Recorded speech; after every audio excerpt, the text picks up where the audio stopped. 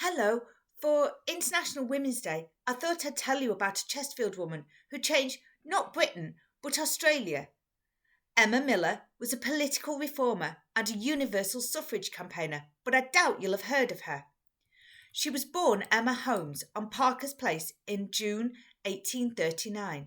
Now, Parker's Place was roughly behind where the winding wheel is today. Her father, Daniel, was a cordwainer or shoemaker and was a member of the Elder Yard Unitarian Chapel.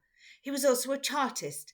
Chartists believed in universal suffrage and were campaigning for the right to vote for all men over the age of 21, amongst other things.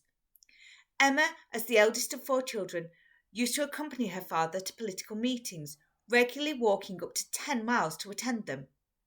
Emma would one day take up this fight herself, the only difference being that she wanted to extend the right to vote to include women. Aged just 18, she married for the first time to Jabez Silcock, who was a clerk and a bookkeeper. Together they had 4 children and moved to Manchester. While there, it's possible that she heard Dr. Richard Pankhurst, later the husband of Emmeline Pankhurst, who was an impassioned supporter of women's rights, give talks. To support the family after her husband died in 1870, Emma became a seamstress, sewing for up to 12 hours a day, 6 days a week. In 1870, she married stonemason William Calderwood.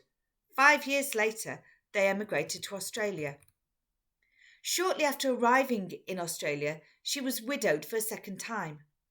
In 1886, Emma married her third husband, Andrew Miller.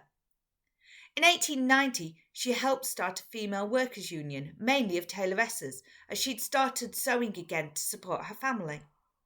In 1891, she gave evidence to Australia's Royal Commission into shops, factories and workshops to expose the fact that sweatshops were exploiting women. She then helped form the Workers' Political Organisation, which later grew into the Australian Labor Party, and was by now one of the most famous women in Queensland. In April 1894, a meeting of the Women's Equal Franchise Association saw Emma Miller elected president and "one person, one vote" adopted as its platform. Her persistence paid off because on the 9th of April 1902, the Federal Electoral Act made Australian women the first in the world to win the right to vote for a national parliament, but were still unable to stand for Parliament. Emma is considered the mother of the Labour Party and was proud to be called Mother Miller. Emma Miller died on the 22nd of January 1917 at the age of 77. A state funeral was offered but refused by her one surviving son.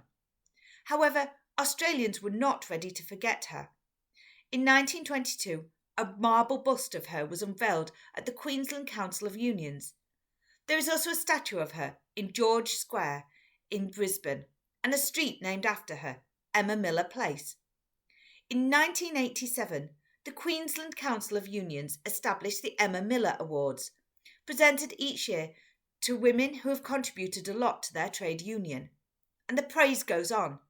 In 2003, her story was featured in an exhibition, A Lot on Her Hands, presented by the Australian Workers' Heritage Centre. In 2017, the electoral district of Miller was created in her honour in the Queensland State electoral redistribution that year. Emma is largely forgotten in England. Chesterfield has a long history of strong and politically motivated women. She is commemorated here with a plaque on the side of the winding wheel, which was near her place of birth. Next time you're in town, see if you can spot it. Then let us know if you've seen it. Thank you for your ongoing support of the museum. One day we look forward to being able to welcome you back in person. Thanks for now. Bye.